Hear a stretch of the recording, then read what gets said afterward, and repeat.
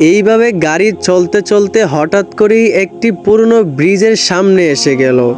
ব্রিজের সামনে আসতেই আবারও চারপাশে ঝড় বইতে শুরু হলো। গাড়ির কাঁচগুলো অটোমেটিক নড়তে শুরু হলো। হঠাৎ করেই গাড়ির স্টার্ট বন্ধ হয়ে গেল।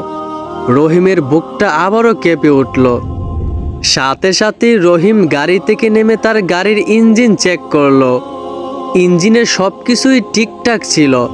অবাক করা বিষয়, গাড়িটি স্টার্ট নিচ্ছিল না। সামনের ব্রিজের দিকে তাকাতেই রহিম অবাক হয়ে গেল। সেই ব্রিজের মধ্যেই অদ্ভুত ঝড় হইতেছিল।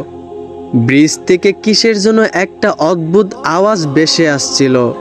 হঠাৎ করেই গাড়ির ভিতরে থাকা হুজুর নেমে সেই ব্রিজের দিকে যেতে লাগলেন। রহিম অবাক হয়ে তাকিয়ে রইল। হুজুর সেই ব্রিজের নিচে চলে গেলেন। হুজুর